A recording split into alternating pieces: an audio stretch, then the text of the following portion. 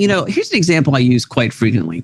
I talk to a lot of young people who are interested in marketing, and that makes sense because there's a great need for good marketers, and there's a lot of opportunity there. And so it's certainly a growing field, and there's a lot of exciting things going in this. And I have some marketing background, so I can relate to some of this. But let me just give you sort of a practical example here. And this is going to sound really odd, but I would never hire somebody to do marketing who has a marketing degree. And here's the reason for that. In my pretty extensive experience on this, spanning a long time here on a couple of different places and hiring for a lot of different reasons, if you have a marketing degree, I can by definition tell you that you spent 4 years learning about a bunch of marketing practices that are no longer up to date. And so now I have to, but you have a degree and you paid good money for that degree. So, you're human. So you come out of there thinking that I know something about this, but you don't. In fact, you're trained badly because it's none of that stuff that's really particularly useful anymore.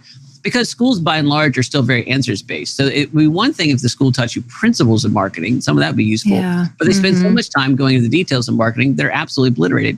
I mean, look, Instagram just changed their algorithms just a few weeks ago, and we had to completely shift all of our strategies and, and scramble to figure that out. Like literally, and this is going to happen again in a couple of weeks, and this is going to happen a couple of weeks from now. And like, it happens on an almost daily, if not weekly basis. And so, if you tell me, well, you have a degree in marketing, great. You spent 4 years learning outdated material that you think that I'm going to have to unlearn from you before I can do anything. Now, so let's contrast that to something else. If I have a kid who says they have a certificate in Instagram marketing, I've never heard of that certificate before, but I go look it up on LinkedIn and it says, this such and such situation, such a program issues these certificates.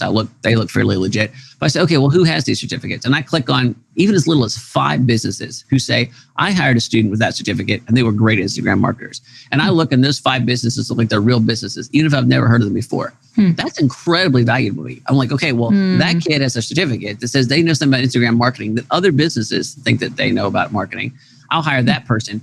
But the catch on that is that I'm expecting that person to have real practical knowledge of Instagram. Like they've actually done, it's not that they've studied. I want them to study about this much and I want them to have done this much, right? I want them to have spent a lot of time actually doing it because it changes so fast. And so I use it as an example just to say that there's a lot of things like that in the world. And so we talk about principles and perspective.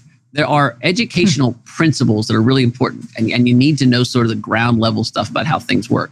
Perspective is kind of your viewpoint on how that works. And that means, getting a perspective on that principle and seeing it and then being able to apply it. Well, all that application stuff, that's really hands-on stuff. That's life stuff. That's the ability to get in and fail. And look, when we live in a world where technology disrupts things so quickly, we're constantly in a state where we have to, apply new information to new problems, right? That is a process that involves failure. Failure is normal in real life. Failure is fatal in academic life. And so the only place we can go where you can't fail is if you become a professor and work in the Ivy League. And I don't mean that in a nasty way. I'm just saying that, you're 4.0 the whole way through, you're 4.0 through college, you go get your master's program, you get high grades there, you get your PhD, and then you teach classes. No place else in life is there a situation where failing a class is going to be catastrophic. We fail constantly. I failed yesterday at my job. I'll fail tomorrow at my job. And learning from that is the process. That real life thing only happens in real life. It's tough to fake it in some sort of classroom setting. So that was a long spiel just to say that I think real life skills have always been important, but something's fundamentally shifted. There will always be a place for highly academic people in our society. And we should be glad for that. If you're going to be a neurosurgeon and stall the top of my head off and wiggle around in my brains, I want you to have really great educational experience. If you're an engineer and design a bridge I drive over with my kids, I want you to have extraordinarily great classroom experience. But for the vast majority of people today, practical experience is fast trumping the so-called advantage of a college degree. And that practical experience is gained through real life hands-on stuff.